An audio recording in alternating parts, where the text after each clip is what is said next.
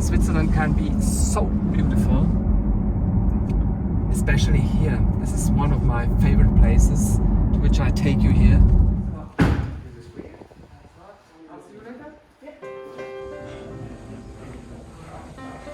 That's modern. Instead of waiting at a filling station for your petrol, you just sit here and afterwards the car is recharged. See you later.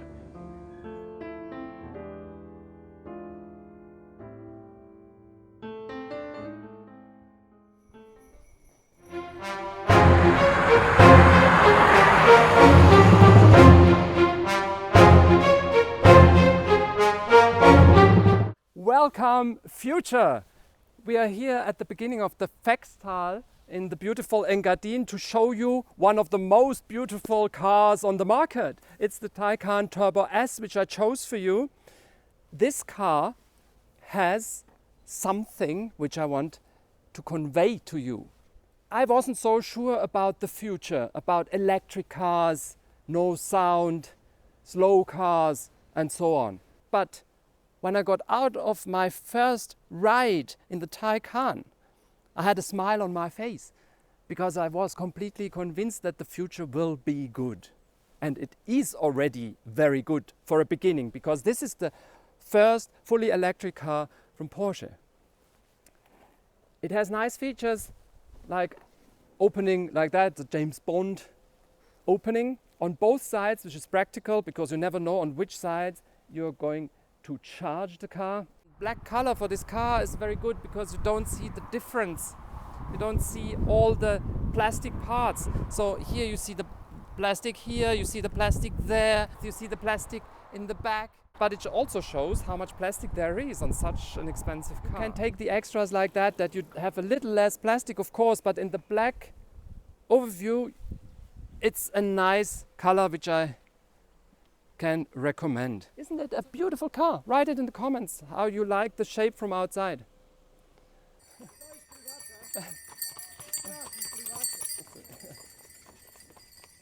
So, hello in this modern interior. We have these switches with shiny plastic. Looks good because I prefer it much more to the normal plastic. It looks good, but it feels a little plastic. It feels really plastic, but it's on the 911, it's the same. So it's not too big the problem. And it's interesting how slowly the windows go. It's nice, special. This is beautifully done, this handle. However, I had a lot of passengers in my 911, it's in the 911 the same situation, that got their fingers stuck behind. Yes, and then this new screen for Porsche, this curved display, very interesting. I don't show you all the possibilities you have to set up the display. You know it, you have many possibilities, and you see it well also in the dark, and if you drive into a tunnel you always see it well. It's well made, and it's partly also a touchscreen. It's interesting, you see. So if you push here you can change things. Interesting. And this is an interesting button. You can lift the system if you have got this air suspension, which is standard in this model because this is the top model, but you can get it in the lower models as an extra. Get this extra. And you can lift the car if you drive on a bump maybe, and it asks you, do you want to have this all the time when you pass this place to lift the car? And if you push OK, it will do it all the time you're there. It's interesting and modern, and it surprised people. I told that this is possible these days. However, it also shows how much the car knows about your trips and about yourself. So, well, yes. Here's an interesting feature which I absolutely want to show you. You get the electric sports sound. So if you like it, you might get it like an extra in the lower models. Here it's in anyway because it's the top model. So we turn it on. It's an interesting sound. It's a futuristic sound. They chosen it well, I think, because it's not the normal engine sound. It sounds like a space thing. Now you hear it a little. I show you when we drive. It's a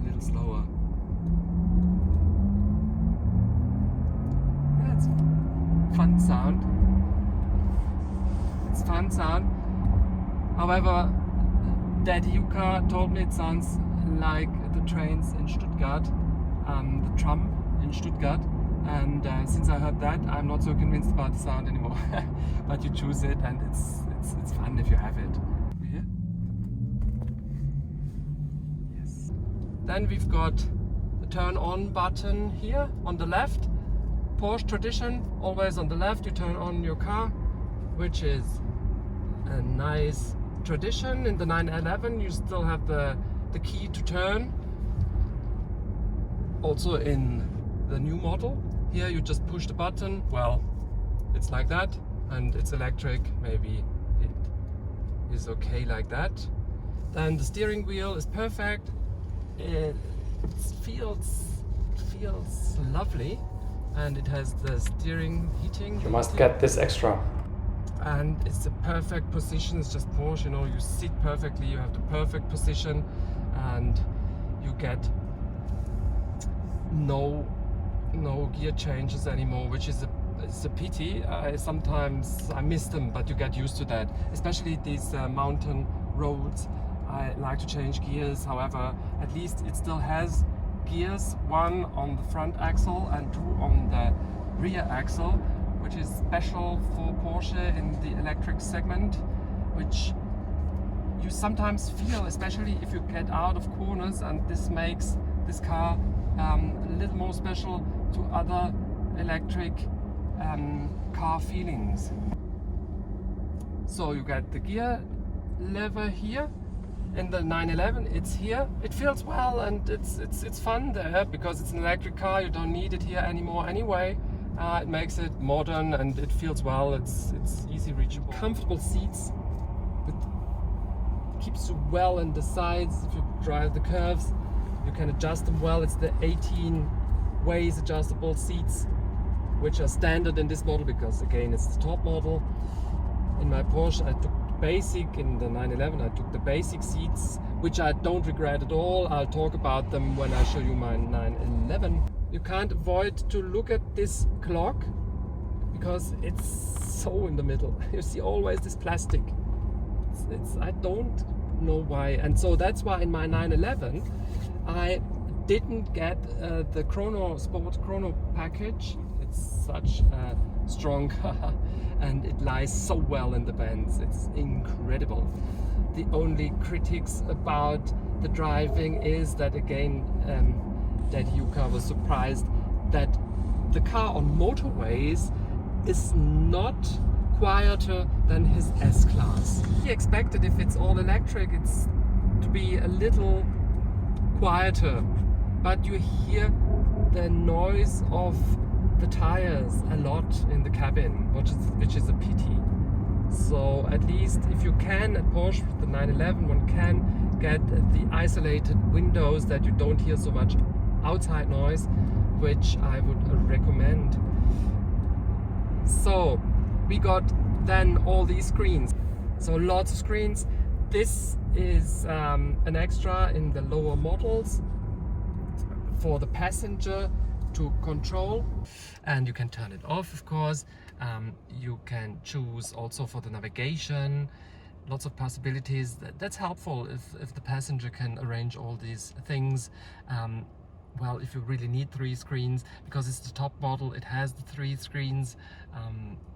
Maybe you don't need all the 3 screens because the passenger has no problem to see also this screen. If you see the distance, it's not so huge. Yeah, it's like a piece of art, all these fingerprints around. Yeah, interesting is that you can at least touch down here for up here. So if you want, you get less fingerprints up here because you can all control from down here, you see. So let's get back to this. It's like in the 911. I like that it's integrated quite well. All these screens are integrated well compared with the first Teslas. I like not to sit in an office when I'm in the car. I told you with my Maserati review that if I sit long hours in the office, I don't want to get back in the office computer feeling, which is the case if you get just one panel with a big computer in the middle.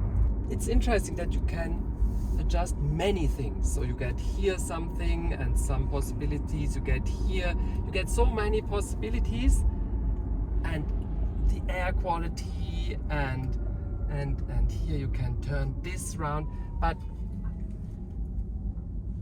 you have to look at it very long, and there's so much information. It's also dangerous if you drive sometimes, if you have to fiddle around too long. I love it in the 911 that the most important switches in the 911, so all the important things you need are normal switches. To open the roof, to put the heated seat, the cooled seat. Yeah, it's well done. And here it's like that. Before you just had the switch to turn. Why not leave some buttons? That's an interesting feature. I would always get it, the cooled seat.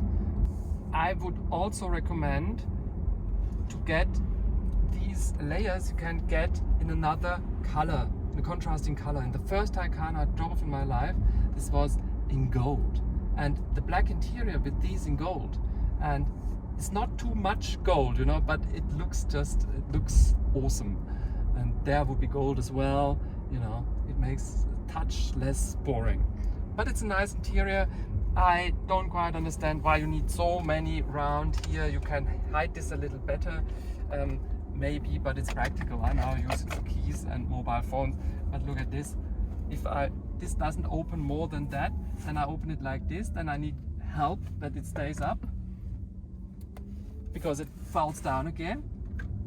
And then to put in the USB and sort of stuff, it doesn't take even the old USB, but you have to put it like this. Getting in the car is so complicated. In the Maserati, you just get it up here in front. You see it, you can just tuck and lay the phone underneath. Okay, here you have an interesting place to hide the phone maybe, but you know, if you want to put it there, it's everything complicated, and there's not much space here. But you know, we just show you everything. We actually like the car. Look at the roof. I got in my 911 the simple opening roof. You know, you can put it up like that, so if you smoke a cigar from time to time, it's better than always have to open the windows where you get the noise, and the roof opens in a nice way on top of the car like that, and then you have almost cabrio feeling. And here you just get this glass. Many people like it. Yes, it's nice for a moment, but sometimes, especially when you have lots of sun, you like to hide in a quiet place with shadow. You don't like always to have open. Of course it gets darker if there's much sun, but there's not even a possibility to close it, so it stays always like that. And on the other hand, you can't open it. So, well, but yes, you just get what you like. That's your choice, of course. And please write below in the comments what you think about all these screens and the fingerprints and this roof. Also enjoy the beautiful landscape which we're showing you here. Switzerland can be so beautiful, especially here. This is one of my favorite places to which I take you here.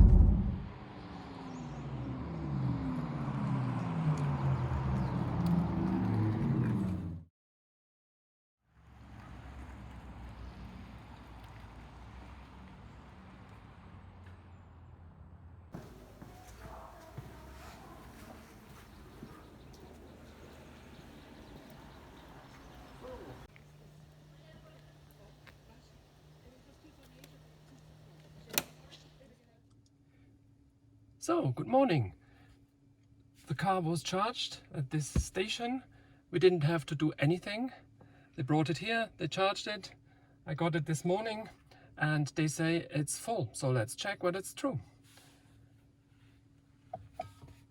It's true. Battery 100%, perfect. So we drive off to our next little trip for you. And I want to show you something. The reverse camera. Porsche. For this price, why not put a camera which is a little clearer, a little crisper? It's difficult to know now these cars where and how they are. They're sort of stretched in a strange way. So we just drove off the hotel. They charged the battery full after 100 kilometers of Swiss mountain roads, and it cost 15 francs. Compared to the price of petrol and the horsepower this car has, it's very good. It's really cheaper. There are different possibilities of batteries, two batteries. The lower range battery and the extra to pay for the higher range battery. I would suggest this extra, the higher range you need. In this one it's standard because it's the top model. With one charge of 100% battery we got 314 kilometers. This is a good average between motorways and fast driving on mountain roads with 22.5 kilowatts, which is a little less than Porsche states. We also drove in different modes. We didn't take always economic mode, but we did Sport Plus. We did a little of everything to get an average for you. Porsche says it takes about 22.5 minutes to get a full charge from 5% to 80%.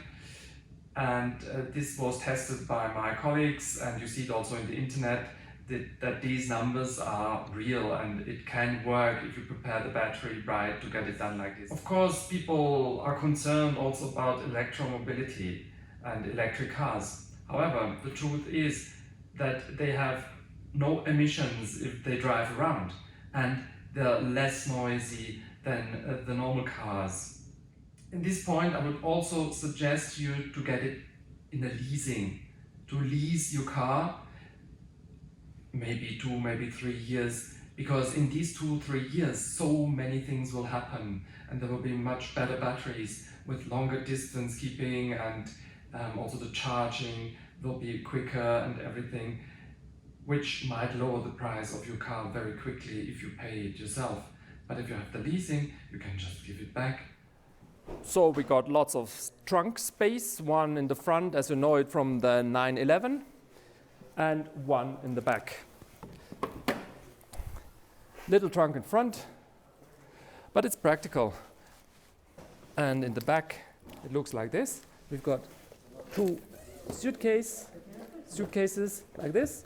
You see, there's lots of space. Golf clubs, no problems, we tried everything. For the cello is a problem, but you can get it on the back seat.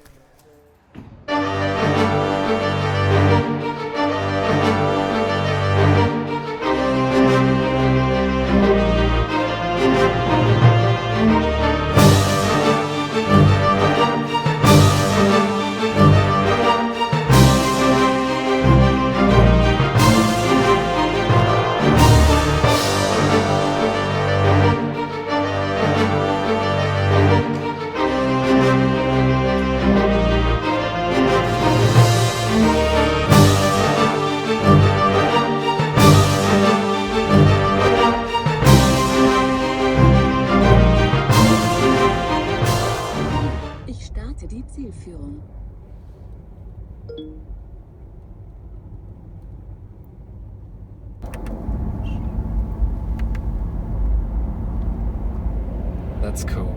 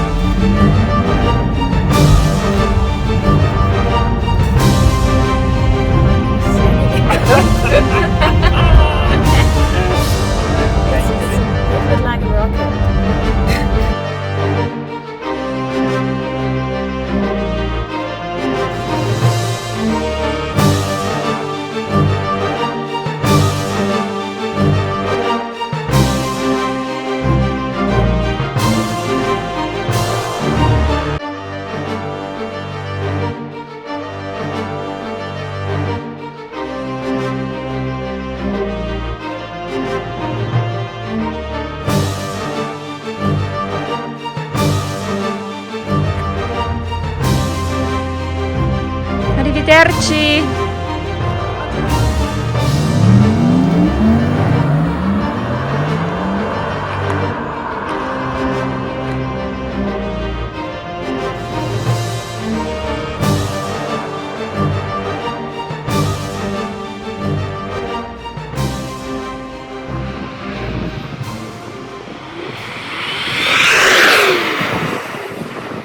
So, hello and welcome on the back seat. Yeah, I'm sitting quite upright. I'm missing a little the possibilities to adjust the seats also in the back, like you have in the expensive sedans usually. However, it's quite comfortable, and I always say Porsche is a sports car, and you sit in the front and enjoy in the front, and it's nice that you can sit in the back. And for the design, I think they've been brave to keep a nice design outside, so it's no problem if you're a little too high for the back seat, you sit in the front, it's no problem. Let's talk about price. That's the problem here. So we have here the Taycan Turbo S because we wanted to show you the top model. We got the price, imagine, from 186,336 euros on the German market and 225,300 Swiss francs on the Swiss market. This is without extras, and you know how many extras you can get in Porsches. 100,000 euros less you get the base model Taycan with the same shape, so you find out for yourself what is best for you. It's rear wheel drive, the Taycan in the base model, and only costs, I say only compared with this model, 85,543 euros on the German market and 102,800 Swiss francs on the Swiss market with no extras. However, this could be also an interesting idea. It has a little less power, because this is incredible with over 700 horsepower in the extra boost. It's an incredible car. However, the base model is still fast as well and has the longest range of all 4 possibilities you get in the Taycans. I'll talk about the base model when we get the base model to show you in the near future. Keep tuned and see you.